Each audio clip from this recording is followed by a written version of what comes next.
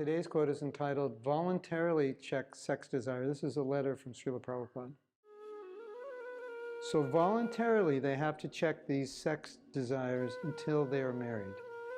If they are strong enough in Krishna consciousness, any amount of sex urge will not disturb them.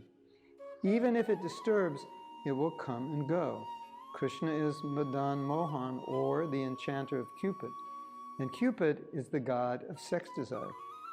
So if anyone wants to enchant Cupid, instead of being enchanted by Cupid, he must take shelter of the enchanter of Cupid, Sri Krishna. Srila Prabhupada letter to Brahmananda, 21st January 1968.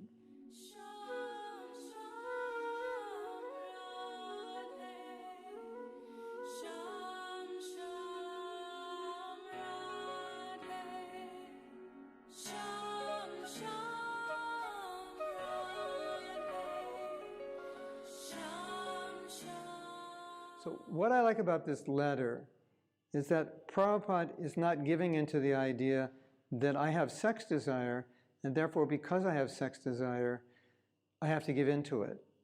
In other words, we might say, well, those who don't have sex desire, they can control themselves because they don't have much to control. But those who have strong sex desire, what can they do? They give into it. They're just unfortunate. They have different samskars, different impressions from the past, or different physical body. And therefore, it's much more difficult for them to control. That's true. It may be more difficult for one devotee to control in the sense that their desire is stronger. But what Prabhupada is saying here, and Prabhupada has said this in many places, don't use that as an excuse to give in, but be strong. And so Prabhupada is saying, if you're strong in Krishna consciousness, you'll be able to tolerate these desires. So nobody should think that it's going to be easy to tolerate desires. Krishna confirms that in the Gita. You have to strenuously try. But what makes the difference between a successful devotee and one who's not successful? It's their determination, it's their effort, it's their unwillingness to give in to those desires. That's the difference. And so often we see when those desires are strong, we start thinking, what can I do? It's just a strong desire. I don't have any choice. It's just the way it is. If it wasn't so strong, I could control it. In another letter, Prabhupada said, even a brahmachari, he may have strong sexual desire, but he has strong determination to control it. So Prabhupada gives emphasis to the determination to control it. He doesn't give emphasis by saying, well, someone who doesn't have strong desire, he can be brahmachari. He's saying one who has a strong desire to be Krishna conscious. So the intensity of the sexual desire gets balanced by the intensity of the desire to be Krishna conscious, or in this case, to be celibate. And that's what balances it out. Now, in some cases, a man has to get married, but it doesn't mean that when he gets married, he's giving into that desire. It just means he's taking another strategy to control it. But the strategy is always to control it somehow or other.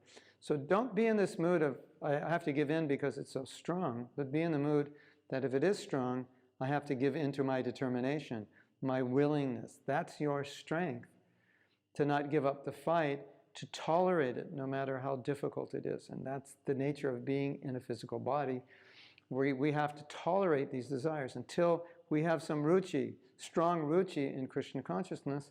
Pretty much it's a battle. We have to concentrate on Krishna consciousness and very vehemently control ourselves.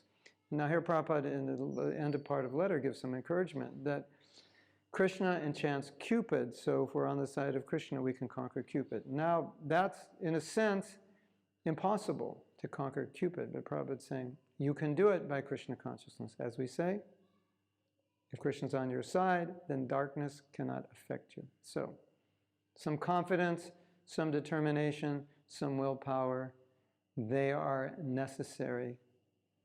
They are foundational to the success of our practice of Krishna consciousness.